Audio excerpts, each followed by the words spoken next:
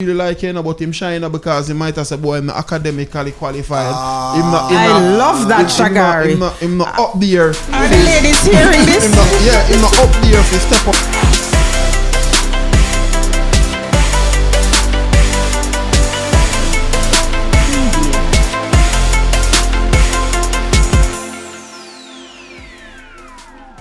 Fast forward now in terms of, being Christians. Yes. When a Christian man is thinking now about a relationship, obviously a whole different ball game. The question of marriage comes in. That's what I'm saying. So the dating phase of this relationship for the Christian man is more like getting to know the person. That's what dating represents. So am I right? Yeah, right, man. So after you get to know, when do you know that you know? When you feel you know, because you may have the pertinent questions you ask. Yes. And you ask it 3-4 different ways. Yes. To see if you get the same similar answer. And then you say, all right. Because on that level now, you're more mature. Right. So you may segue into or move on to courting. Right, but why you think that you would want to move this from just dating to courtship? What is it that makes a difference for you? Then communication. You and the person communicate. Mm-hmm. You have the same like goals. Right. Together. But are you expecting that this is the person you want to have a family with, or? Yeah, man. You start explore all those avenues, all those areas. You talk about those things. You talk about past. You talk about a lot of things. You start build that friendship, that relationship with the individual now. And as you build it gradually, it starts to step up the game now. So you no longer say you go make time for go have dinner and them thing. That thing of the past now. You want to spend time with the person now and get to know the person beyond. Because dating I really go spend some money and chill with the person and know one another and them thing. I see you're rearing to make a point there now. No, because I want to ask you how you perceive it. Now a Christian man seriously considering a relationship. What's a 1, 2, 3 for you? Yeah, in terms of dating, for me, in order for me to have that person in mind, or even approach that person saying, I'm going to that person, before that, I must have had the thought of actually being married to that person. So before I even get to that point, something else I feel going in my head. In terms of, is this person, the right person? Is she spiritual enough? It's not, because back then it's just figure, it's just shape. But now you're a Christian, you're expected to live a certain lifestyle. Yes. Being committed to God, and that having the right person is not just 1, 2, 3, 4, 5 years. It's 10, 15, 20 years. Yes. And you ask yourself the question: can you really look at this person for the next 20 years? Yes. So it's something where I personally know, I haven't been like this always, but I personally take very, very serious. Did you say personality? No, it's a personality. Personally, take it your very personal serious. take. Okay. Because at the end of the day, I desire to live a certain lifestyle where I don't plan to go outside of my marriage. Yes. So that person has to be well-rounded.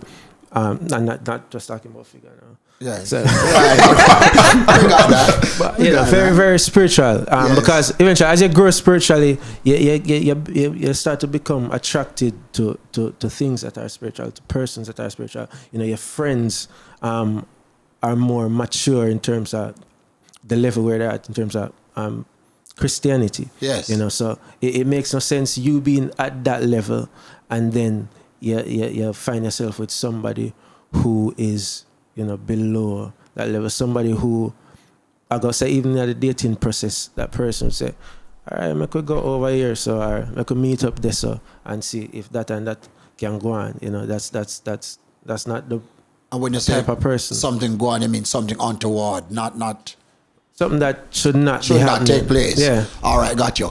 But let's be brutally honest now. And we believe in marriage. We believe in the Christian faith. But is it not a fact that the reason why churchmen will talk seriously about marriage is because of the belief, of the faith, of the church standards based on the Bible, that they ought not to have what the marriage allows them to have, which is the intimate sexual exchange. So the man can't hold it out, so him have to talk seriously about marriage. Is not one of the influencing things of early marriage in the faith here. That is true. The man them can't hold it out. But in the same breath, yes, when my brother here now talk about the Christianity or spirituality, those are crucial points. Yes. Sure.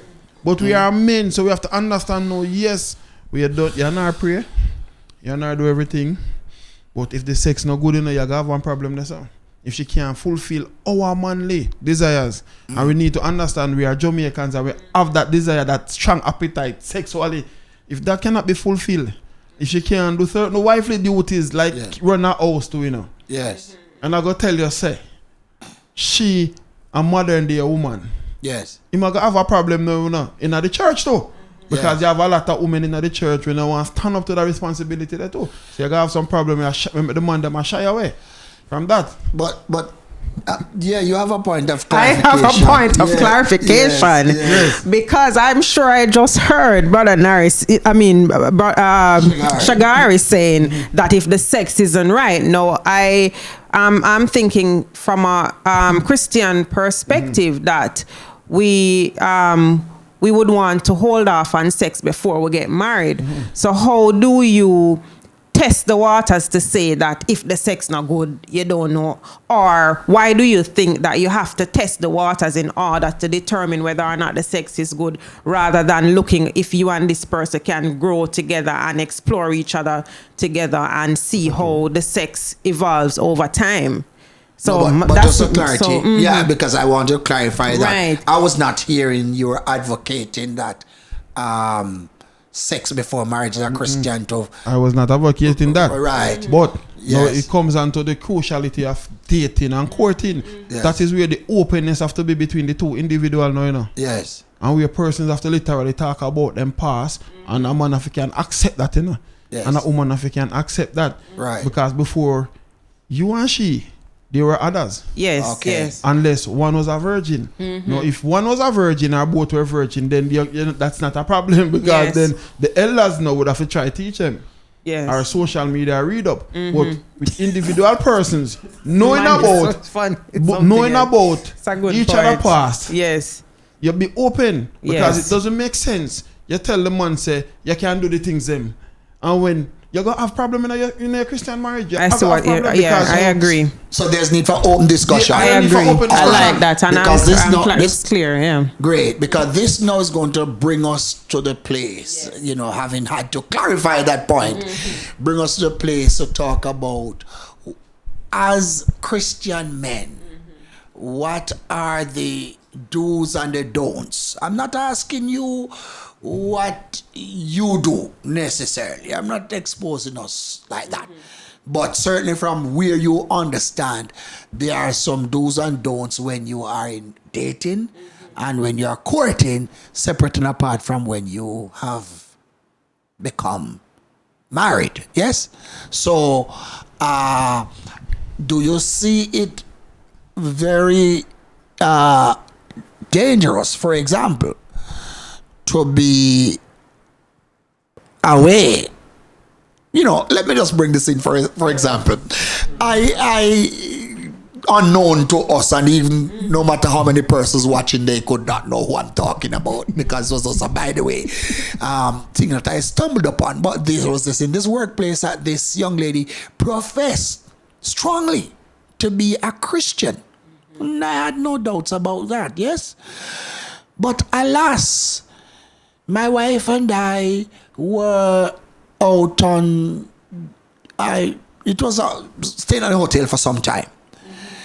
And I saw her at the hotel with her boyfriend. She was not married. No, you explain to me now. I want to have an understanding. Because without judging, they are going, I don't know that they had booked separate rooms. You know what I'm saying? So the question I'm asking is that, how far do you take this thing The do's and the don'ts. Being in a relationship and not yet married. I want to know. Tell me some of the pitfalls, some of the things that you need to stay away from where you sit. One sleepover, one thing they can't sleep over. No sleepover. No sleepover. So what if you spin up until 2 o'clock and no sleepover until 6 a.m.? Then you set up yourself now for a disaster there, sir. All right. And okay. if suppose the disaster happen, is it that guilty feeling going to wreck the relationship? Because many relationships are wrecked because of disasters, Yes, that's true. All right, so there are 2 things we are dealing with. One, and let us take the priorities first. We look at the corrective measures. But one is you're saying no sleepovers because you're in a dangerous zone. Is there another thing that you'd want to say, Nari, knowing how slippery the road is? Not necessarily another thing, but if you know that you're at a certain level, if you know that there's certain urges that you can't control, and you know that you and this individual can't be at point A or point B unless somebody's there, either try your best not to be at point A and point B with that individual. All right. So if your strength of affection is of such that you can trust yourself, urges you call it. Yes. You keep social space. Social distancing. Social distancing now can really lead to other things to you drift. But don't try to be in areas as Naria tries to say we're 2 and alone. Got that point. Lick the public space them, man. Go to a restaurant or 2. Show little affection, but you probably drive 2 different vehicles. Probably in the same vehicle, things may happen in a vehicle. You understand if it is that strong. So in a broad way, take precautionary measures. Yes, and sometimes as Christians, a lot of us aren't ready for relationships. We're not ready. Yeah, we don't know. From what perspective? In terms of if you know you can't hold it, don't go in a relationship. Wait until say you reach a level of maturity, knowing say, all right, if me and you there, and if me and you get to know one another, I'm gonna say I have certain things I'm just need to get rid of. Yes. Do not take on that individual, Yes. I better stick to yourself, yes. and then you gain some more self-control, yes. before you say, all right, me I can start dating. Because if you say you're going to end up do that before even marriage come into play, it's going to bring destruction. Well, Nari, perhaps that is why you are studying theology. You are at a seminary, and somebody is saying, well, it seems like you planning to train to be some pastor of sort, so you can be talking like this. But then the typical Christian man said, no, Nari, I am a working man. Yes. I mean, like your point, but I'm just keeping it real. Yes. Are you saying because my feelings are strong, I should sort out myself first until... Definitely. Because when it comes to relationship, it's not just you and that person, it's you and that person and God. As a Christian, you have to be mindful that God is always... Yes. Having my upon you, But how do I, as a... I would like to say as a Jamaican man, as if to say Jamaican man are, have more interest in these matters. But how do I then, as a man in the church, Nari, eligible by age and work, but perhaps not so mature, then how do I hold myself when myself is calling me? I'd say prayer and fasting. Prayer and fasting. Prayer and fasting. Nari, you are holding a good line right there. So you need to go in the discipline of praying and fasting. Yes. Because if you can stay away from food, as in physical food that you are naturally being gravitated towards, it helps you to develop a discipline. If you can do that, stay away it's very possible. from other things. That's a big point. That's a big point for the Christian community. Very good point. Yeah. Crucial So, point. right. So here we are then. So we talk about some of the do's and the don'ts. We want to, pick up on that point of Shagari, because that is part of the lack, Shagari, in the Christian context, I dare say. Whereas we are called to pursue perfection and holiness. Hands down, unapologetically. Let us put it out there. We are called to live a holy life unto the Lord. Nonetheless, in reality, as we function in the space of the church, we have come to know that there are pitfalls. The question now is, how do we handle pitfalls?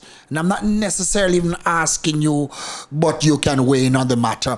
I'm putting it out there, something that we need to look into, because if persons are unable, especially, Natalie, there are some times within, especially some churches, that it's better you don't talk.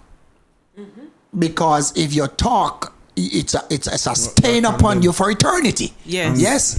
And I believe that there has to be a place of healing. That's what I want in the to church. get. It's not. I want to emphatically say it. It's not. I am not encouraging. I'm not having a compromise standard on the word of God. But given the reality, there has to be a place of healing in the Christian ministry. That's right. Now, I want you to comment on it. I'll come from the microphone momentarily. But I also want you to comment on, does this openness to pray for, to support, to counsel, helps to perpetuate this kind of pitfall? Yes? Well, one of the problem I'm seeing is that we condemn each other too much. And if we follow the Bible, all great men in the Bible, they fall somewhere along the line, But there was redemption for them. That's right. And this is the thing. If a man is in the church and the urge is take him and an issue happen, alright, him go out there and him get a girl pregnant. Why should we my side when you should help him and heal him?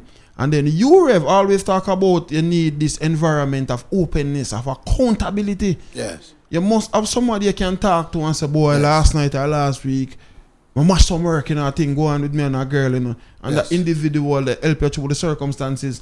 But because persons, quote unquote, in the church is so perfect,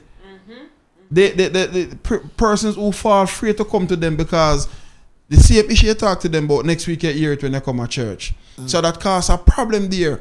And that even causes a problem with some of the church sisters too, because they have the same urges as we men, even higher than we, deadlier than we. Very much so. Very much so. I agree with you. To the point where some of them get moody over it.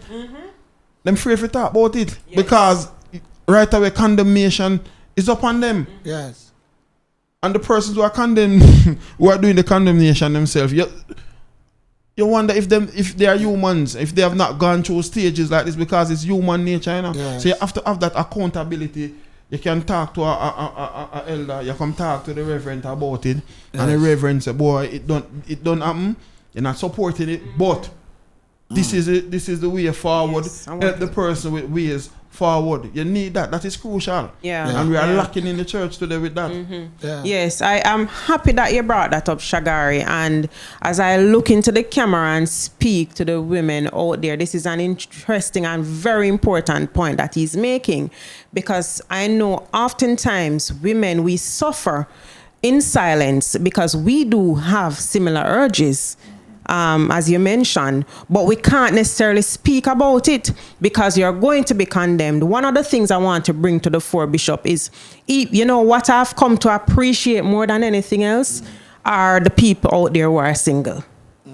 You see, being married, you don't know what's going on until you become single again. And that was my reality. So when you're married and you're with this person for 10 years, 15 years, 20 years, up to 30, 40, 50 years, you become so comfortable with that environment. So you don't even appreciate when you see like a single sister fall. Because you don't know what it is like to have a sexual need or urge. But when you become single again, like in my situation, and you recognize that, you start having those urges now. You don't even know if you can share that with somebody. You get what I'm saying? So I'm saying a lot of our single sisters out there are suffering, Bishop, but I have come to appreciate them now more than ever. Yeah, because it's not easy. I'm telling you. Very well. As you mentioned about the counseling, I'd like to address the fall. you know, sometimes, as we all know, we're not perfect. Right. However, there has to be that interest to get up after you fall. And even if you fall, you know, 10, 15, 20 times, you have to be determined to get back up, because, you know, there's a certain standard that God requires. Yes. And, you know, doing, you know, yes, you got to feel away, because even though Christ said that you're not condemned, sometimes, you know, we condemn oneself. Right. So it is very important that we understand what is written and how we get up after we fall. Because at the end of the day, and next thing too is that not because we fall, it doesn't mean that we cannot function in a certain position. For example, when David had fall, God never just strip him off the kingship right away. You know, after him falling, him get up back. You know, he was still operating as king. So don't think that when you fall, because you see, you know, the bishop living at a certain standard, or you know, a next sister or next brother, it don't mean that you can't function at the ability that they're functioning at. You know, so it's very important that we get up. Well, we want to explore that point a little bit, you know, theologian Nari, because here you are now. It is making a statement, because you're saying that when David fell as king, which was his adultery with Bathsheba, that he still remained king. Somebody is looking on and say, what are you actually saying, Nari? Are you saying as a praise and worship leader, a lead singer in the New Foundation Christian Ministries? I'm just asking. That after you would have, in Shagari's term, mash a thing out there last night, Saturday night, you come into the sanctuary on Sunday morning and say, God is good. God is good. That's not. Is that what you're saying? That is not what I'm saying at all. That's not what you're saying. You know, even looking.